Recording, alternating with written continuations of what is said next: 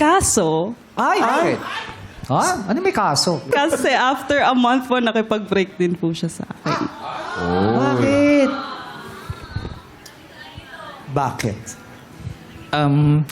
Kasi ano po, during that one whole month, hindi naman siguro whole, pero sorry. Madami kaming away na maliliit na pag-aaway. Sa isang Yes. buwan, marami ng away agad? Oo, marami na. Kasi parang naglitawan yung insecurities namin. So, madaming away. Tulad ng... For example, ako, ayoko kasi na feeling ko wala akong silbi or wala akong kwenta, ganyan. So, kapag ka dun sa organization namin may mga ganap, gusto ko, included ako or everybody. Say, for example, yung nagda-draft kami ng bylaws ng organization kasi rebuilding kami.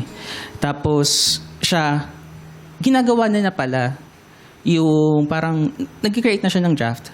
Samantalang para sa akin kasi dapat yung mga ganong bagay is pinag-uusapan ng lahat ng involved dun sa organization, not just one person. So, tapos nagrereklamo siya na parang ang dami niyang hinahawakan na iba-iba pang orgs. Tapos, ayun, so parang, edi sana sinama mo na lang kami. Edi sana pinag-usapan natin lahat yan. Kasi yung tinanggap mo siya ng isang buo. In love ka ba sa kanya nun? Ba't di ka sumasagot? Kasi, kaya ako hindi masagot agad dahil iba na kasi yung idea ko ng pagmamahal ngayon compared before. So dati nasasabi That ko time, sa'yo, at that point, hindi yung pagmamahal na sinishare mo sa ibang tao. Kunyari, ito, si Jong, mahal ko. Si Vong, mahal ko. Meron akong pagmamahal na pare-pareho para sa kanila. Si Ayon, mahal ko. Pero yung pagmamahal ko sa kanya, hindi katulad ng pagmamahal ko kay Vong at saka kay Jong. Special. Meron ka bang natatanging pagmamahal para sa kanya? hindi pa ganun kalalim yung pagmamahal ko sa kanya noon.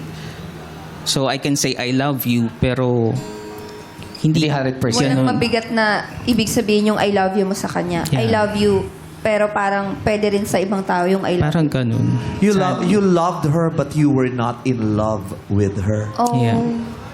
Nung kayo, naramdaman mo naman siyang in love, o parang hindi, parang ginawa lang ako din, pero parang hindi naman. Gusto ko paniwalaan po na mahal niya ako, pero laging may at the back of my mind na, pinagtitripan lang Nagsasabi siguro sa'yo ako nito. otherwise. Opo. Feeling mo pinagtitripan ka lang yan. Opo. Kasi, yun nga po, nanggaling sa feeling ko hindi talaga posible na maging kami. Tapos naging kami. So, laging nandun yung thought na, anytime wala to. Mawawala din to. Oh. It must have been sad. Sad yun, no? Opo. Kasi parang nagli-live on ako sa mga breadcrumbs ng attention na binibigay niya. Umo, breadcrumbs. Breadcrumbs. Grabe yung breadcrumbs. Anong tinapay ang tinutukoy? breadcrumbs. Yung paano, yung... Mumo. Tira-tira lang. Tira-tira. Oo. Tsaka parang ano yan, yung natatakot kang magkamali.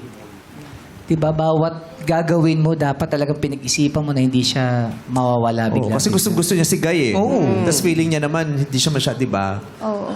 Piniplease niya lahat Trots. ng gagawin niya para ma-please si Ivan.